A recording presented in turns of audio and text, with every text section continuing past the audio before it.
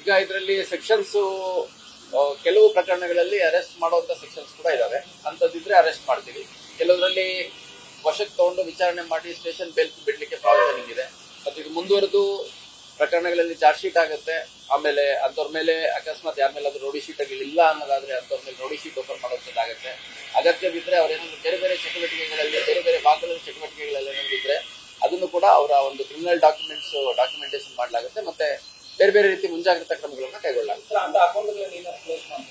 ಅಲ್ಲ, ಈಗ ಪ್ರಕರಣ ದಾಖಲು ಮಾಡ್ಕೊಂಡ್ಮೇಲೆ ಅದು ಸಬ್ಸಿಕ್ವೆಂಟ್ ಆಕ್ಷನ್ ಅದೆಲ್ಲ ಇರುತ್ತೆ. ಪ್ರಕರಣ ದಾಖಲು ಮಾಡ್ಕೊಂಡು ನಾವು ತನಿಖೆ ಮಾಡುವಂತ ಸಂದರ್ಭದಲ್ಲಿ ಅವ್ರಿಗೆ ಯಾವ ರೀತಿ ಅಕೌಂಟ್ ಕ್ಲೋಸ್ ಮಾಡೋದಕ್ಕೆ ಇರ್ಬೋದು, ಇನ್ಆಕ್ಟಿವ್ ಮಾಡ್ಲಿಕ್ಕೆ ಇರ್ಬೋದು, ಅಥವಾ ಅಕೌಂಟ್ಗಳನ್ನ ಬ್ಲಾಕ್ ಮಾಡ್ಲಿಕ್ಕೆ ಇರೋದು ಅವೇನೇನು ಅವಕಾಶ ಇದೆ ಅದನ್ನೆಲ್ಲ ಎಕ್ಸ್ಪ್ಲೋರ್ ಮಾಡಲಾಗುತ್ತೆ. ಇದು ಬಹಳ ಒಳ್ಳೆ ಪ್ರಶ್ನೆ.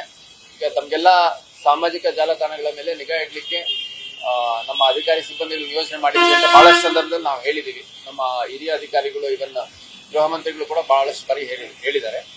ಇದು ಸೋಷಿಯಲ್ ಮೀಡಿಯಾ ಮಾನಿಟರಿಂಗ್ ಸೆಲ್ ಅನ್ನುವಂಥದ್ದು ಮೊದಲು ಜಿಲ್ಲಾ ಮಟ್ಟದಲ್ಲಿ ಅಥವಾ ಘಟಕದ ಹಂತದಲ್ಲಿ ಒಂದಿರ್ತಾ ಇತ್ತು. ನಮ್ಮ ಕಮಿಷನರೇಟ್ ವ್ಯಾಪ್ತಿಯಲ್ಲಿ ಒಂದು ಯೂನಿಟ್ ಇಟ್ಕೊಂಡು ಅದರಲ್ಲಿ ಒಂದು 4 ಜನ ಮೇಂಟೈನ್ ಮಾಡುವಂಥದ್ದು ಮೊದಲು ಮಾಡ್ತಾ ಇದ್ವಿ.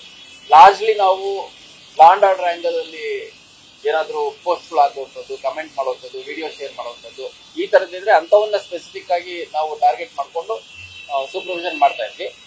ಆದ್ರೆ ಇತ್ತೀಚಿನ ದಿನಗಳಲ್ಲಿ ನಮ್ಮ ಹಿರಿಯ ಅಧಿಕಾರಿಗಳು ಮತ್ತು ಮಾನ್ಯ ಗೃಹ ಮಂತ್ರಿಗಳು ನೀಡಿರೋ ಒಂದು ಡೈರೆಕ್ಷನ್ ಮೇಲೆ ಪ್ರತಿ ಪೊಲೀಸ್ ಠಾಣೆಯಲ್ಲಿ ಈಗ ಸಾಮಾಜಿಕ ಜಾಲತಾಣಗಳ ಮೇಲಿನ ನಿಗಾ ಘಟಕವನ್ನು ಮಾಡಿದ್ದೀವಿ. ಸೋಷಿಯಲ್ ಮೀಡಿಯಾ ಮಾನಿಟರಿಂಗ್ ಸೆಲ್ ಪ್ರತಿ ಪೊಲೀಸ್ ಸ್ಟೇಷನ್ ಇರುತ್ತೆ.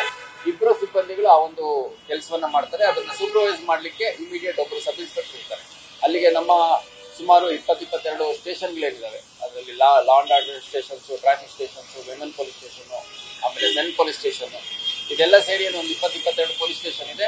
ಪ್ರತಿ ಠಾಣೆಯಲ್ಲಿ 2 ಸಿಬ್ಬಂದಿ ಮತ್ತು ಒಬ್ಬರು ಅಧಿಕಾರಿ ಈಗ ಸೋಷಿಯಲ್ ಮೀಡಿಯಾ ಮಾನಿಟರಿಂಗ್ ಸೆಲ್ ಮಾಡ್ತಾರೆ.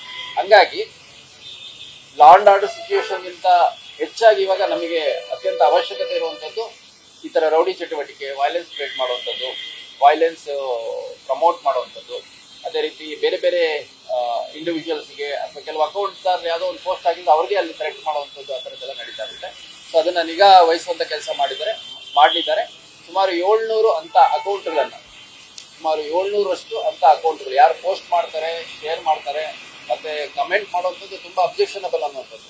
ಉದಾಹರಣೆ ಅಂತಂದ್ರೆ ಯಾವುದೋ ಒಂದು ಇನ್ಸಿಡೆಂಟ್ ಆದಾಗ ಆ ಇನ್ಸಿಡೆಂಟಿಗೆ ಯಾರು ಅಫೆನ್ಸ್ ಮಾಡಿರ್ತಾನೆ, 307 ಮಾಡಿರ್ತಾನೆ, ಅಟೆಂಪ್ಟ್ ಮರ್ಡರ್ ಮಾಡಿರ್ತಾನೆ, ಅಥವಾ ಡಕೈಟಿ ಮಾಡಿರ್ತಾನೆ, ರಾಬರಿ ಮಾಡಿರ್ತಾನೆ, ಡ್ರಗ್ ಪೆಡ್ಲಿಂಗ್ ಮಾಡಿರ್ತಾನೆ, ಅಂತವನ್ ಸ್ವಲ್ಪ ಪ್ರಾಮಿನೆಂಟ್ ಇದ್ದಾನೆ ಅನ್ನೋ ಕಾರಣಕ್ಕೆ ಅಂತವನ್ನ ಗ್ಲೋರಿಫೈ ಮಾಡ್ಬಿಟ್ಟು ಅವ್ನ ಆಪೋಸಿಟ್ ಯಾರು ಇರ್ತಾರೆ ಅವ್ರಿಗೆ ಹೋಗ್ಬಿಟ್ಟು ಅವ್ರದ್ದು ಗ್ಯಾಂಗ್ ಫುಲ್ ನಿರ್ನಾಮ ಮಾಡಬೇಕು, ಅವ್ರ ಮನೆಗಳಿಗೆ ಬೆಂಕಿ ಹಚ್ಚಬೇಕು, ಈ ತರದ್ದೆಲ್ಲ ಪೋಸ್ಟ್ ಮಾಡಿರುವಂತದ್ದು, ಕಮೆಂಟ್ಸ್ ಮಾಡಿರುವಂತದ್ದು ಕಂಡು ಬಂದಿದೆ.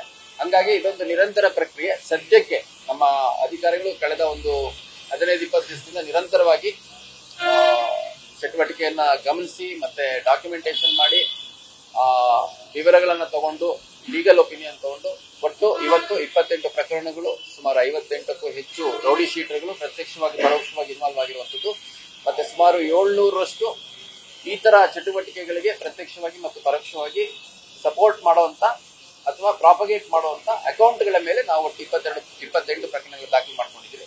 ಈ ಪ್ರಕರಣಗಳ ಸಂಖ್ಯೆ ಮುಂದಿನ ದಿನ ಹೆಚ್ಚುತ್ತೆ. ಮತ್ತು ಯಾರು ಈ ರೀತಿ ಕಮೆಂಟ್ ಮಾಡೋದು, ಶೇರ್ ಮಾಡೋದು, ಮತ್ತೆ ಪೋಸ್ಟ್ ಮಾಡೋದು, ಅಪ್ಲೋಡ್ ಮಾಡೋದ್ರ ಮುಖಾಂತರ ಸಾರ್ವಜನಿಕ ನೆಮ್ಮದಿಯನ್ನ ಭಂಗ ಮಾಡುವಂಥದ್ದು ಮತ್ತು ಭಯ ಉಂಟು ಮಾಡುವಂತ ಪ್ರಕ್ರಿಯೆಯಲ್ಲಿ ತೊಡಗುತ್ತಾರೆ, ಅವ್ರ ಮೇಲೆ ಅಗತ್ಯ ಕಾನೂನು ಕ್ರಮವನ್ನು ಕೈಗೊಳ್ಳಲಾಗಿದೆ. ಈಗ ರೌಡಿ ಶೀಟರ್ಗಳು ಕೆಲವೊಂದು ರಾಜಕಾರಣಿಗಳನ್ನ ಹಿಂದೆ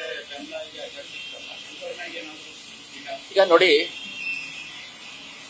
ರೌಡಿ ಶೀಟರ್ಗಳು ಯಾವುದೋ ಒಂದು ಸಾರ್ವಜನಿಕ ವೇದಿಕೆಗಳಲ್ಲಿ ಅಥವಾ ಸಾರ್ವಜನಿಕ ಜೀವನದಲ್ಲಿ ಅಥವಾ ಯಾವುದೇ ಒಂದು ಸಂಘಟನೆ, ಅದು ಜಾತಿದಿರ್ಬೋದು, ಧರ್ಮದಿರ್ಬೋದು, ರಾಜಕೀಯ ವೇದಿಕೆಗಳಿರ್ಬೋದು, ಅದರಲ್ಲಿ ಗುರುತಿಸ್ಕೋಬಾರದು ಅನ್ನುವಂತ ಒಂದು ಪ್ರಾಹಿಬಿಷನ್ ಇಲ್ಲ. ಈಗ ಮುಖ್ಯವಾಹಿನಿಗೆ ಬರ್ಲಿಕ್ಕೆ ಎಲ್ಲರಿಗೂ ಅವಕಾಶ ಇದೆ. ಬಹಳಷ್ಟು ಜನ ಈ ತರ ಕೆಟ್ಟ ಚಟುವಟಿಕೆಯಲ್ಲಿ ತೊಡಗಿಕೊಂಡು ನಂತರ ಮುಖ್ಯವಾಹಿನಿಗೆ ಬಂದು ಬಹಳಷ್ಟು ಒಳ್ಳೆ ಕೆಲಸ ಮಾಡಿರುವಂತ ಉದಾಹರಣೆಗಳು ಅಲ್ಲಲ್ಲಿ ನಮಗೆ ನೋಡ್ಲಿಕ್ಕೆ ಸಿಗತ್ತೆ. ಮುಖ್ಯವಾಹಿನಿಗೆ ಬರೋರಿಗೆ ಸದಾ ಸ್ವಾಗತ ಇರುತ್ತೆ. ನಾನು ಕೂಡ ಮೊನ್ನೆ ರೌಡಿ ಶೀಟರ್ಸ್ ಪೆರೇಡ್ ಅಲ್ಲೂ ಬಹಳ ಸ್ಪಷ್ಟವಾಗಿ ಹೇಳಿದ್ದೀನಿ, ಯಾರ್ಯಾರು ಮುಖ್ಯವಾಹಿನಿಗೆ ಬರ್ತೀರಿ, ತಮ್ಮೆಲ್ಲ ಈ ಕ್ರಿಮಿನಲ್ ಚಟುವಟಿಕೆಯನ್ನ ಬಿಟ್ಟು ಮುಖ್ಯವಾಹಿನಿಗೆ ಬರಲಿಕ್ಕೆ ಮತ್ತೆ ಒಳ್ಳೆ ಒಂದು ಸುಂದರ ಬದುಕನ್ನ ಕಟ್ಕೊಳ್ಳಿಕ್ಕೆ ಇಚ್ಛೆ ಇದೆ ಅಂತವ್ರೆಲ್ಲರದು ರೌಡಿ ಶೀಟ್ಸ್ ಕ್ಲೋಸ್ ಮಾಡುವಂತ ಒಂದು ಪ್ರಕ್ರಿಯೆ ಕೂಡ ನಾವು ಮಾಡ್ತಾ ಇದೀವಿ. ಅದ್ರ ಜೊತೆಗೆ ಈ ತರ ವೇದಿಕೆಗಳನ್ನ ವೈಯಕ್ತಿಕ ಗ್ಲೋರಿಫಿಕೇಶನ್ ಉಪಯೋಗಿಸ್ಕೊಂಡು ಅದರಿಂದ ಏನಾದ್ರು ಕ್ರಿಮಿನಲ್ ಆಕ್ಟಿವಿಟಿ ಅಥವಾ ರೌಡಿ ಚಟುವಟಿಕೆಗಳು ಅಥವಾ ಗೂಂಡಾ ಪ್ರವೃತ್ತಿಯನ್ನ ಮಾಡೋದಿದ್ರೆ ಅಂತವ್ರು ಯಾವುದೇ ವೇದಿಕೆ ಯಾವುದೇ ಒಂದು ಪ್ಲಾಟ್ಫಾರ್ಮ್ಸ್ ಅಲ್ಲಿ ಅವರ ಒಂದು ವಿಸಿಬಿಲಿಟಿ ಇದ್ರು ಅಂತವ್ರ ಮೇಲೆ ಕ್ರಮ ಕೈಗೊಳ್ಳಲಾಗಿದೆ. ನಮ್ಮಲ್ಲಿ ಒಂದು ಪ್ರಿಲಿಮಿನರಿ ರಿವ್ಯೂ ಮಾಡಿದಂತ ಸಂದರ್ಭದಲ್ಲಿ ನಮ್ಮಲ್ಲಿರುವಂತಹ 1700 ಚಿಲ್ಲರ ರೌಡಿ ಶೀಟರ್ಗಳಲ್ಲಿ ಸುಮಾರು 250ರಿಂದ 300ರಷ್ಟು ರೌಡಿ ಶೀಟ್ಗಳು ಫಿಟ್ ಫಾರ್ ಕ್ಲೋಸರ್ ಇದಾವೆ ಅನ್ನೋದು ನಮ್ಮ ಅಧಿಕಾರಿಗಳು ವರದಿ ಕೊಟ್ಟಿದ್ದಾರೆ. ಆ ಇಂಡಿವಿಜುವಲ್ ರೌಡಿ ಶೀಟರ್ದು ಏನು ಡೀಟೇಲ್ಸ್ ಇದೆ, ಒಂದು ಆಂಟಿಸಿಡೆಂಟ್ಸ್ ಏನಿದೆ, ಇತ್ತೀಚಿನ ಆಕ್ಟಿವಿಟಿ ಏನಿದೆ ಅದನ್ನೆಲ್ಲ ಪರಿಶೀಲನೆ ಮಾಡಿಬಿಟ್ಟು ಕ್ಲೋಸ್ ಮಾಡಲಿಕ್ಕೆ ಸೂಕ್ತ ಅನ್ಸಿದ್ರೆ ಕ್ಲೋಸ್ ಮಾಡುವಂತ ಕೆಲಸ ಮಾಡಲಾಗುತ್ತೆ. ಅದರಲ್ಲಿ ಮುಖ್ಯವಾಗಿ ಒಂದು ವಯಸ್ಸಾಗಿರುವಂತವ್ರು ಇದ್ದಾರೆ, 60-65 ಇಯರ್ಸ್ ವಯಸ್ಸಾಗಿದೆ. ಆಮೇಲೆ ಕೆಲವುದು ಕಳೆದ ಒಂದು 10-15 ವರ್ಷದಿಂದ ಯಾವುದು ಕೇಸಸ್ ಇಲ್ಲ. ಆಮೇಲೆ ಇತ್ತೀಚೆಗೆ ಯಾವುದೇ ಒಂದು ಚಟುವಟಿಕೆಗಳಲ್ಲಿ ಅವರು ತೊಡಗಿಕೊಂಡಿಲ್ಲ ಅಥವಾ ಕೆಲವು ಸಣ್ಣ ಪುಟ್ಟ ಕೇಸ್ ಆದಂತ ಸಂದರ್ಭದಲ್ಲಿ ಅವ್ರ ಮೇಲೆ ರೌಡಿ ಶೀಟ್ ಓಪನ್ ಮಾಡಿರ್ತಾರೆ. ಅದನ್ನ ಮೇಂಟೈನ್ ಮಾಡುವಂತದ್ದು ಅಷ್ಟು ಸೂಕ್ತ ಅಲ್ಲ ಅನ್ಸಿರೋ ಹಿನ್ನೆಲೆಯಲ್ಲಿ ಒಂದು ರಿವ್ಯೂ ಅನ್ನ ಮಾಡಲಾಗಿದೆ.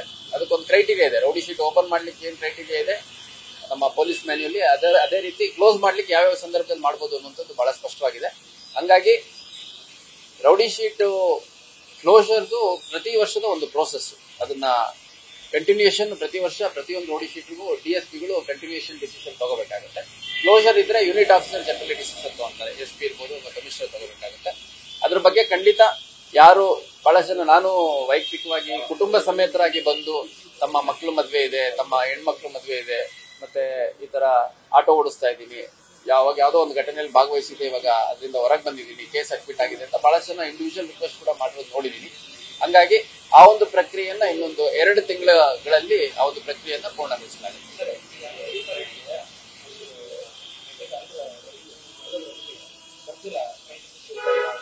ಈಗ ನೋಡಿ, ರೌಡಿ ಶೀಟರ್ಸ್ದು ಪೆರೇಡ್ ಯಾವ ರೀತಿ ಮಾಡ್ತಾರೆ ಅನ್ನೋದು ಪ್ರೋಸೆಸ್ ನಿಮಗೆ ಗೊತ್ತಿದೆ. ಈಗ ರಾತ್ರಿ ಅಥವಾ ಅರ್ಲಿ ಮಾರ್ನಿಂಗ್ ಅವ್ರ ಮನೆಗಳಿಗೆ ಭೇಟಿ ನೀಡಿ ಅವ್ರದ್ದು ಆಕ್ಟಿವಿಟಿ ಇದು ಮಾಡಿ, ಅಗತ್ಯ ಬಿದ್ದರೆ ಅವ್ರ ಮನೆಗಳು ಸರ್ಚ್ ಮಾಡಿ, ಮತ್ತೆ ಅವ್ರು ಯಾವ್ಯಾವ ಜಾಗಗಳಲ್ಲಿ ಇರ್ತಾರೆ, ಯಾವ್ಯಾವ ಅಡ್ಡಗಳಲ್ಲಿ ಇರ್ತಾರೆ ಅನ್ನೋಂಥದ್ದೆಲ್ಲ ಪರಿಶೀಲನೆ ಮಾಡಿಕೊಂಡು ತರುವಂತ ಕೆಲಸ ಮಾಡ್ತಾರೆ. ಈ 1700 ನಮ್ಮ ರೌಡಿ ಶೀಟರ್ಗಳಲ್ಲಿ ಸುಮಾರು 1200ರಿಂದ 1300 ಜನ ನಮ್ಮಲ್ಲಿ ಅವೈಲೇಬಲ್ ಇರ್ತಾರೆ. ಸೊ ಮೊನ್ನೆ ಮಾಡಿದಂತ ಒಂದು ರೌಡಿ ಶೀಟರ್ಸ್ ಪೆರೇಡ್ ಅಲ್ಲಿ ಆಲ್ಮೋಸ್ಟ್ 919 ಮೆಂಬರ್ಸ್ ವರೆಗೂ ಬಂದಿದ್ದಾರೆ. ಇನ್ನು ಅರೌಂಡ್ ಒಂದು 350-400 ಮೆಂಬರ್ಸ್ ಅಷ್ಟು ಬಂದಿಲ್ಲ. ಯಾರು ಬಂದಿಲ್ಲ ಅಂತವ್ರನ್ನ ಕೂಡ ಠಾಣೆಗಳಿಗೆ ಕಳಿಸುವಂಥದ್ದು, ಮತ್ತೆ ಅವರು ಸ್ವಲ್ಪ ಆಕ್ಟಿವಿಟಿ ಜಾಸ್ತಿ ಇರುವಂತದ್ದಾದ್ರೆ CCPಗೆ ಅಥವಾ ನಮ್ಮ DCPಗಳು ACPಗಳು ಮತ್ತೆ ತೀರಾ ನೆಸೆಸಿಟಿ ಬಿದ್ದಂತ ಸಂದರ್ಭದಲ್ಲಿ ನನ್ನ ಹತ್ರನೇ ಇಂಡಿವಿಜುವಲ್ ಆಗಿ ಅವ್ರನ್ನ ಕರೆಸಿ ಅವ್ರಿಗೆ ಏನ್ ಎಚ್ಚರಿಕೆ ಕೊಡಬೇಕು ಅದನ್ನ ಕೊಡುವಂತ ಕೆಲಸ ಮಾಡಿದ್ದೀವಿ. ಅದ್ರ ಜೊತೆ ಈ ರೌಡಿ ಶೀಟರ್ಸ್ದು ಮೊದಲಿದ್ದಂಗೆ ಕಮ್ಯುನಿಕೇಶನ್ ನೆಟ್ವರ್ಕ್ ಇವಾಗ ಇಲ್ಲ, ಇವಾಗ ಬಹಳ ಅಡ್ವಾನ್ಸ್ ಆಗಿದೆ. ಯಾವುದೋ ಒಬ್ಬ ರೌಡಿ ಶೀಟರ್ ಮನೆಗೆ ಟಚ್ ಮಾಡಿದ್ರು ಅಂದ ತಕ್ಷಣ ಅವ್ರ ಫ್ಯಾಮಿಲಿ ಮೆಂಬರ್ಸೇ ಇದ್ದವ್ರಿಗೆ ಮಾಹಿತಿ ಕೊಡುವಂಥದ್ದು ಕೆಲಸ ಆಗುತ್ತೆ. ಇವಾಗ ನಾವ್ ಯಾರಿಗೂ ಕೆಲವು ಸಂದರ್ಭದಲ್ಲಿ ಮಾಡಿದಾರೆ, ಅದನ್ನಿಲ್ಲ ಅಂತ ಹೇಳಲ್ಲ. ಕೆಲವು ಸಂದರ್ಭದಲ್ಲಿ ರೌಡಿ ಶೀಟರ್ಗೆ ಹೇಳ್ಬಿಟ್ಟು ರೌಡಿ ಶೀಟರ್ಸ್ ಪೆರೇಡ್ ಇದೆ ಡೈರೆಕ್ಟ್ ಆಗಿ ಬಂದ್ಬಿಡಿ ಅಂತಾನು ಪೆರೇಡ್ಗೆ ಡೈರೆಕ್ಟ್ ಆಗಿ ಬಂದಿರುವಂತದ್ದು ಸಾಕಷ್ಟು ಉದಾಹರಣೆ ಇದೆ. ನಾವು ಆತರ ಮಾಡ್ತಾ ಇಲ್ಲ. ಪ್ರತಿಯೊಂದು ಮನೆಗೂ ಭೇಟಿ ನೀಡಿ, ಅವರ ಅಡ್ಡಗಳೆಲ್ಲಿದೆ ಅಲ್ಲಿ ಭೇಟಿ ನೀಡಿ, ಅವರೆಲ್ಲಿ ಆಕ್ಟಿವಿಟಿ ಇರುತ್ತೆ ಆ ಏರಿಯಾಗಳಲ್ಲಿ ಭೇಟಿ ನೀಡಿ, ಅವರೆಲ್ಲಿ ಉಳ್ಕೊಂಡಿರ್ತಾರೆ ಅಂತ ಕಡೆನೆ ಭೇಟಿ ನೀಡಿ ಅವ್ರ ಮನೆಯಿಂದನೇ ಎತ್ಕೊಂಡ್ಬರುವಂತ ಕೆಲಸ ಮಾಡಿದ್ದಾರೆ ನಮ್ಮ ಅಧಿಕಾರಿಗಳು. ಬಟ್ ಡೆಫಿನೆಟ್ಲಿ ತಾವ್ ಹೇಳೋದು ನಾನು ಒಪ್ತೀನಿ. ಕೆಲವರು ಒಂದು ಅತ್ಯಂತ ತ್ವರಿತವಾಗಿ ಈ ಒಂದು ಪ್ರಕ್ರಿಯೆ ನಡೆಯುವಂತ ಸಂದರ್ಭದಲ್ಲಿ ಬಂದಿಲ್ದಿರುವಂತದ್ದು ಗಮನಿಸಿದೀವಿ. ಅದು ಇಂಡಿವಿಜುವಲಿ ಸ್ಟೇಷನ್ಗೆ ಅಂತವ್ರನ್ನ ಕರೆಸ್ಬಿಟ್ಟು ಆನ್ ಮಾಡ್ಲಿಕ್ಕೆ, ಅವ್ರಿಗೆ ಎಚ್ಚರಿಕೆ ಕೊಡ್ಲಿಕ್ಕೆ, ಅವ್ರು ಯಾವುದೇ ರೀತಿ ಚಟುವಟಿಕೆಯಲ್ಲಿ ತೊಡಗಿಸ್ಕೋಬಾರದು ಅನ್ನೋ ಸೂಚನೆ ಕೊಡ್ತಾರೆ. ನ್ಯೂಸ್ ಫಸ್ಟ್, ನಿರ್ಭೀತಿಯಿಂದ ನಿಮ್ಮ ಪರವಾಗಿ.